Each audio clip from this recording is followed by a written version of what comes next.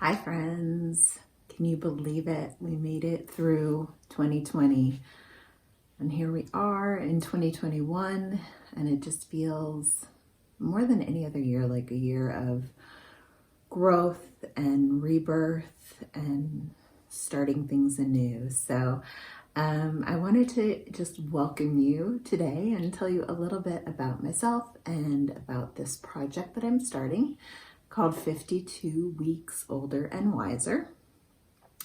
Just a little bit about me. My name is Serena, and I am what I lovingly refer to as a motivational gerontologist. I have been a gerontologist for about 20 years. So I've been working on how to age as healthy as possible. Been working on the local and national and state levels to implement evidence-based programs that support healthy aging and healthy living in general. And I just felt like I wanted to do a little something that was out of the norm for me. So this is my year to push myself a little bit and do something that I hope will help people in a different kind of way. And I thought I'd just kind of start with this project. So many of us got through 2020 feeling like we were just not in control. We're not in control of the things that we could do. We weren't in control of kind of how COVID unfolded in our communities. And I think that if you're anything like me, you're kind of hungry to gain control back of your life and to really, what I refer to as being engaged with your life, to know that life is not just kind of the day-to-day, routines that we can sometimes get stuck in, but it's a constant give and take, which is exactly what engagement is. It's kind of finding that balance between two people or two things or two elements, and finding that give and take and finding that balance and finding what works for you. So I am hoping that 52 Weeks Older and Wiser will perhaps give you some new things to think about in your day-to-day life, but also kind of thinking about the fact that we're all aging. And I say that like this, which I didn't mean to at all, but aging is something that a lot of us kind of roll our eyes at, or we're not really happy with, because for a lot of us it means aging equals getting old. And not a lot of us want to get old in the true sense of some of the things that we often associate with getting old. Things like losing our mobility, maybe losing some independence, not being able to work anymore, or not wanting to work anymore, perhaps not being able to do some of the things that we used to do physically, those kinds of things. And that, when you think about it that way, aging and getting older is not a great thing, but aging is something that we all get to do. Actually, we don't all get to do it. Many people don't make it to old age. This is just kind of the truth of being human. And so those of us who do get to be older, old age, are truly lucky.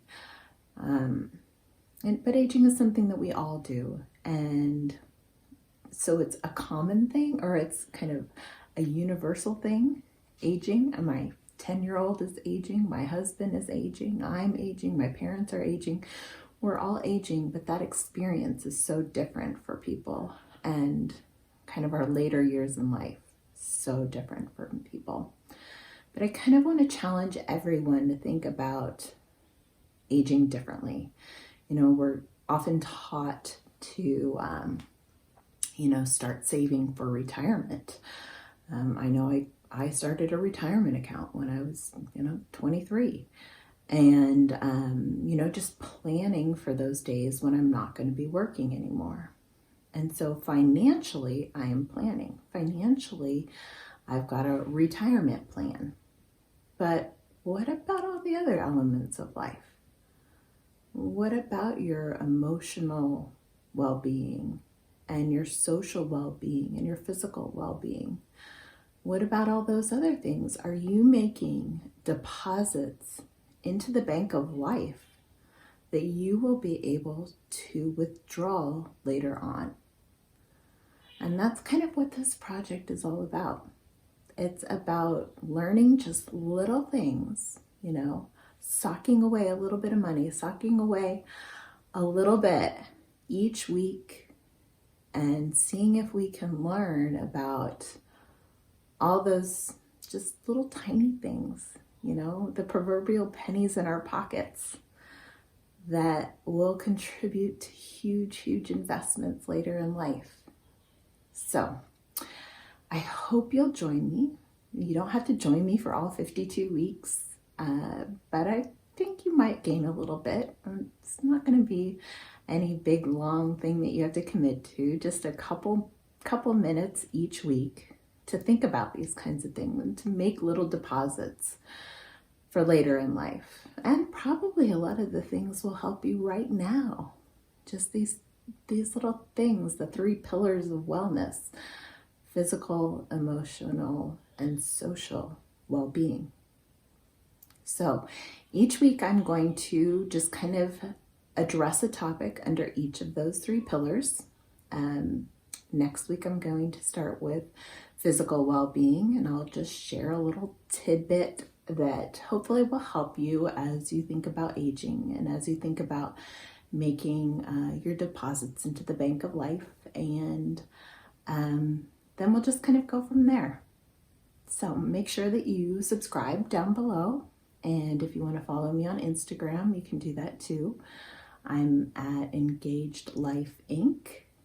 And I look forward to just kind of going through this year with you and seeing how we can make it a year of aging in control, and just helping us prepare for later in life as much as we possibly can. Thanks so much, y'all.